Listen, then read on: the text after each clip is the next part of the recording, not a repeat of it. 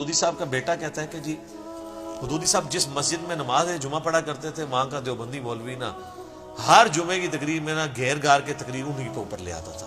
جس طرح مجھے بھی اس تکلیف سے گزرنا پڑتا ہے, میں پریکٹیکلی گزروں, باقی ایسا ہی ہوتا ہے. مجھے مولوی دیکھ لیں تو وہ تقریر کا رخ بدل لیتے ہیں.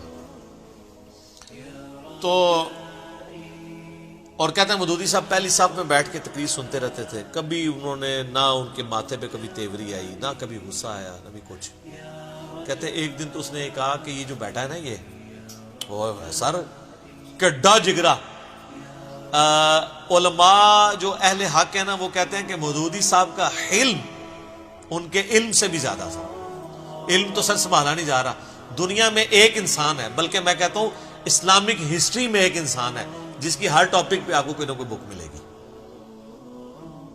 جس کے مرنے کے بعد اس کی کتابیں پڑھ کے ہزاروں لوگ مسلمان ہو رہے ہیں.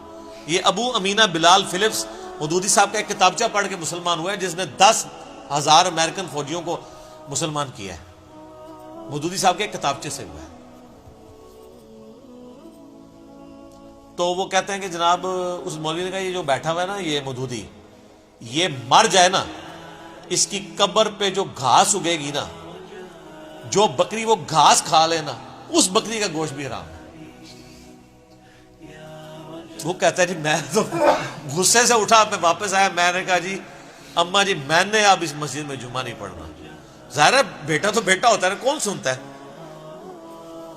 تو کہتے ہیں مودودی صاحب آئے تو ٹھنڈے ہو, کہتے ہیں بیٹا کیا ہو گیا, اس سے کیا فرق پڑ جائے گا, کچھ بھی نہیں ہوگا. کہتے ہیں وہ اتنے برف کے بنے ہوئے. تو سر آج اس مولوی کا نام مجھے بھی نہیں پتا, اور وہ مولوی کا ذکر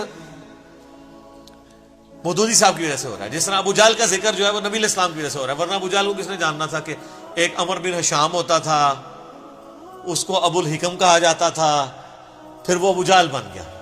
یہ اگر آپ پاکستان سے باہر چلے جائیں تو صرف مودودی صاحب کو لوگ جانتے ہیں, ڈاکٹر سرار کو جانتے ہیں, ان کو کون جانتا ہے. تو یہ تو اپنی ڈگریاں لے کے خوش ہیں.